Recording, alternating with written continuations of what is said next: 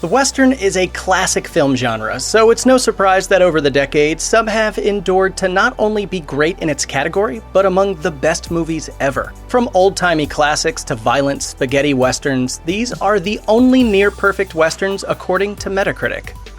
Spaghetti westerns reached new heights with The Good, the Bad, and the Ugly. Sergio Leone's epic 1966 story of three gunfighters on the trail of some Confederate gold.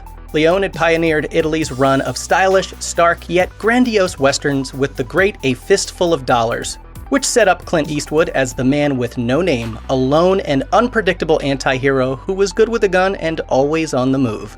In The Good, the Bad, and the Ugly, he's back, and not even nicknaming him Blondie can hide how dangerous he is.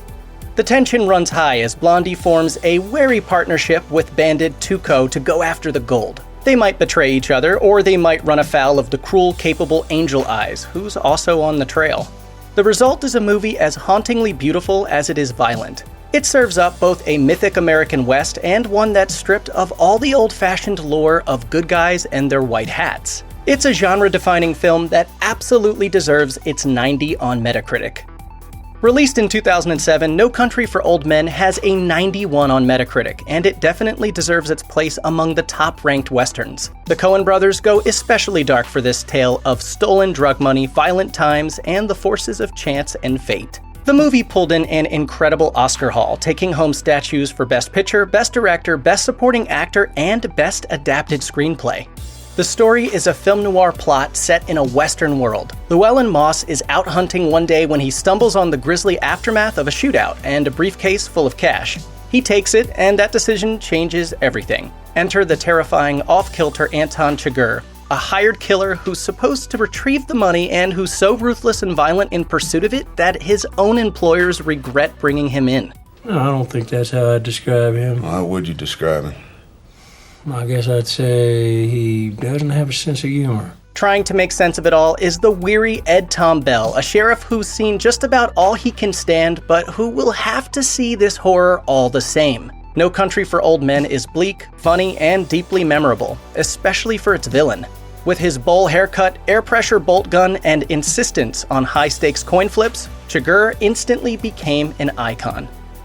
If you missed The Rider, there's never been a better time to check it out. Director Chloe Zhao's Oscar win for Nomadland gives you a great excuse for revisiting her backlist. And you'll have the benefit of hitting one of the Metacritic's top westerns with a Metascore of 92. The Rider is the story of Brady, whose life on the pro rodeo circuit is cut short when an accident leaves him with a brain injury that causes seizures. He's not supposed to ride again. A lot of movies would follow an inspirational sports movie template and end with Brady back at the height of his powers, but The Rider is more restrained and realistic. Instead, we follow Brady's struggle to adjust to falling back into a life of limited options and even less glory. Film critic Godfrey Cheshire notes that the documentary-like realism is one of the film's strengths. What you're seeing, from horse training to trauma to friendship, is often real. Zhao handles all of this delicately, with both empathy and respect. It's a vision of the modern American West that's rooted in real life and real people, and that makes it sing. Clocking in on Metacritic with a score of 93, Rio Bravo isn't just one of the best westerns, it's one of the all-time great team-up movies. It was director Howard Hawks' cinematic rebuttal to High Noon, which he thought made its sheriff too wishy-washy and ineffective. Rio Bravo has a laid-back, unhurried pace. It has shootouts and action, but it's also a classic hangout movie where a lot of the fun comes from watching the low-key interaction between the likable characters. One of the contrasts with High Noon is that sense of friendliness. Here, when trouble strikes and there's going to be a raid on the local jail, John Wayne's Sheriff John T. Chance rounds up a team of motley allies. They might seem unqualified or all washed up, but he sees something in them. And with charming performances from Dean Martin, Ricky Nelson, Angie Dickinson, and Walter Brennan, we see something in them too. Fun. John Ford's Stagecoach, with the 93 on Metacritic, has a simple and irresistible premise. Take one stagecoach, fill it with a cast of colorful characters, and put it in enough danger that all the characters will have to rise to the occasion in order to stay alive. The result is a terrific movie, one that's both exciting and emotionally involving. It also provided John Wayne's breakout role as the Ringo Kid, the heart of gold outlaw whose gentle courtship of saloon girl Dallas is one of the movie's highlights. And it cemented John Ford as a Western specialist, as he'd go on to make other classics, making the film feel even more important. This one's not a classic because of the role it played in movie history, it's just that enjoyable. McCabe Mrs. Miller is Robert Altman's version of the West, and with a Metacritic score of 93, it's a very good one. Muddy and mumbly and morally ambiguous, with its blend of brutality and poetry and its sense of the tumultuous life of a whole town, it feels like an ancestor of TV's Deadwood. The film offers wonderful performances from Warren Beatty and Julie Christie as the two title characters. They start out as business partners in McCabe's brothel and eventually drift into a kind of romance. But the love story isn't necessarily a hopeful one, and the boom in business doesn't keep them out of trouble. None of this is destined to end well. That nearly dreamlike quality is important because Altman was reinventing how movies worked. While parts of his unconventional approach, like the way the dialogue is deliberately hard to make out, might frustrate viewers, the complexity here is rewarding. McCabe Mrs. Miller will linger in your mind long after the credits have rolled. With a Metascore of 94, we have 1950's The Gunfighter, which depicts an age-old problem. When you're the best, you're also the one everyone wants to beat. Sooner or later, there's nowhere to go but down. Gregory Peck plays Jimmy Ringo, famous as the best gunfighter in the West. He's so famous, in fact, that he always attracts trouble. There are too many men looking to kill him and take up his mantle. He's constantly having to fight for his life, and when his challengers are dead, their families sometimes show up seeking revenge. All he wants at this point is to reconnect with his estranged wife and finally meet his son, but his reputation threatens to make it impossible. The tension and tragedy of the movie work together to give it an almost hypnotic pull. Its look at the hollowness of celebrity and the sorrow of a life spent on killing once put the movie ahead of its time. Now that approach makes the movie immortal. The Searchers may not sit quite at the top of Metacritic's list, but it still has a solid claim to being the best Western ever made. In 2008, the American Film Institute honored it with that distinction, and Sight and Sound went even further by declaring it the 7th best film of all time, period. It's easy to see why the movie attracts so many admirers. The compelling story that follows John Wayne's Ethan Edwards going after his kidnapped niece takes a heroic premise and twists it. The result exposes all the brutality and racism that can lie beneath the legends of the Old West, because the unsettling truth is that Ethan isn't trying to save Debbie. He only wants to kill her so she won't have to live with having been, quote, despoiled by her Comanche abductors. That deep-seated anger and prejudice make for one of Wayne's most complex performances. No, and you stay out of this. All of you. I don't want you with me. I don't need you for what I gotta do.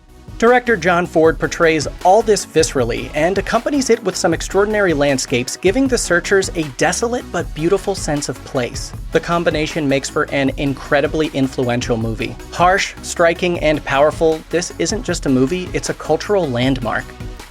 Even if you haven't seen The Man Who Shot Liberty Valance, you might know its most famous quote. This is the West, sir. When the legend becomes fact, print the legend.